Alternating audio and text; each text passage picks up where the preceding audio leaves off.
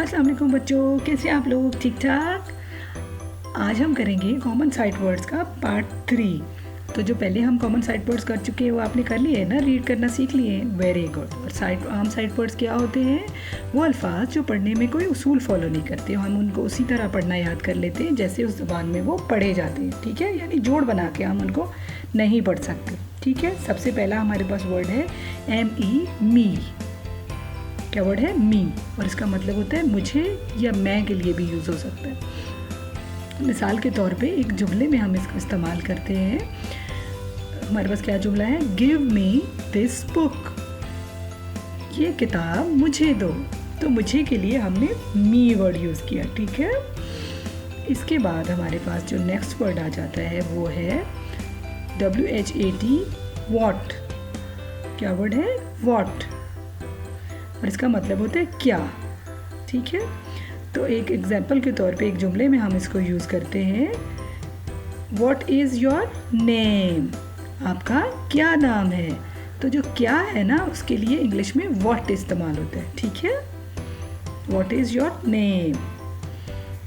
When, WHEN, when. क्या पढ़ेंगे इसको? व्हेन। इसका मतलब होता है कब। ठीक है, अभी हमारे पास मिसाल के तौर पे एक जुमला है when will you read this book, यानी कि आप ये किताब कब पढ़ोगे। ठीक है, तो जो कब है ना, उसके लिए इंग्लिश में व्हेन इस्तेमाल हुआ है। फिर आ गया WHERE, वेयर। क्या पढ़ेंगे इसको? वेयर। और वेयर का मतलब होता है कहाँ।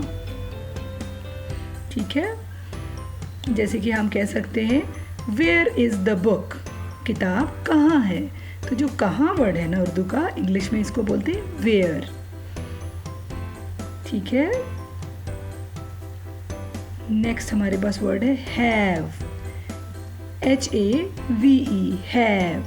क्या पढ़ेंगे इसको? हैव। और हैव का मतलब होता है किसी चीज़ का मालिक होना, यानी आपके पास जब कोई चीज़ होती है ना तो उसको बोलते हैं हैव, कोई चीज़ आपके पास होना। तो मिसाल के तौर पे हमारे पास एक जुमला है, और हैव जो है ना, आई के लिए और बहुत सारे लोगों के लिए हैव यूज़ होता है। जुमला है हमारे पास आई हैव अ बुक, मेरे पास एक किताब है। ठीक है, I have a book. Next हमारे पास है HAS, हैज़। क्या पढ़ेंगे इसको? हैज़। और इसका भी वही मतलब होता है किसी चीज़ का मालिक होना, यानी आपके पास कोई चीज़ होना, लेकिन ये अकेले बंदे के लिए यूज़ होता है, अकेली चीज़ के लिए इस्तेमाल होता है। जैसे ही, शी, इट के साथ ये इस्तेमाल होता है। मिसाल के तौर पे इस बच्चे के पास एक किताब है तो हम कह रहे हैं ही हैज़ अ बुक, और ये लड़का है तो इसलिए हमने कहा ही हैज़ अ बुक। अगर लड़की होती तो हम कहते शी हैज़ अ बुक, यानी उसके पास एक किताब है। ठीक है, समझ आ गया हैज़ का मतलब? यानी जब आपके पास कोई चीज़ होती है तो उसके लिए हैज़ या हैव यूज़ होता है। नेक्स्ट हमारे पास है विद, WITH, विद। क्या पढ़ेंगे इसको? विद। और इसका मतलब होता है साथ। ठीक है, अब ये बच्ची क्या कह रही है? I play with my friends, मैं अपने दोस्तों के साथ खेलती हूँ। और तो जो उर्दू का लफ्ज़ साथ है ना, इंग्लिश में उसके लिए विद इस्तेमाल हुआ है।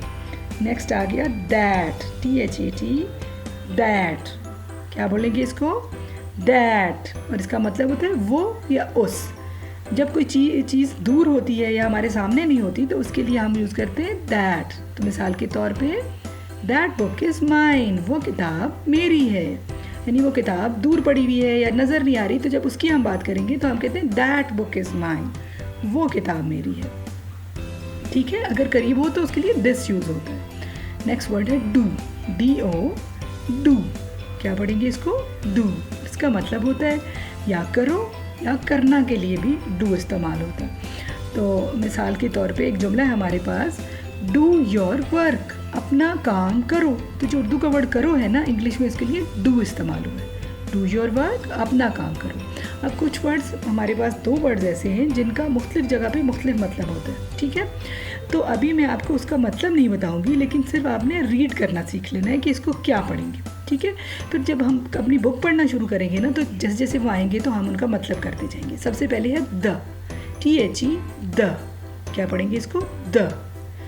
और जो नेक्स्ट वर्ड है वो है TO, टू। क्या बोलेंगे इसको? टू।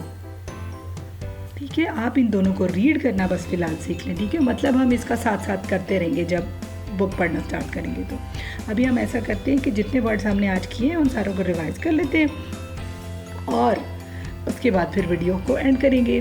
ठीक है, सबसे पहले जो हमने वर्ड पढ़ा था वो है MEE मी। दूसरा था WHAT वॉट।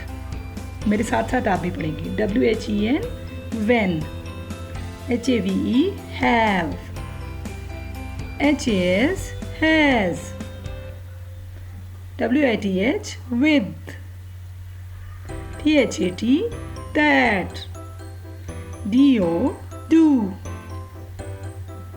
TO to। और लास्ट में है THE the। तब आपने ऐसे करना है कि घर के किसी बड़े के साथ मिलके इन वर्ड्स को रीडिंग करने की अच्छे से प्रैक्टिस करनी है। जब आप ये रीडिंग कर लेंगे ना तो आप नेक्स्ट लेसन करेंगे। सी यू देन, अल्लाह हाफिज़, बाय बाय, टाटा।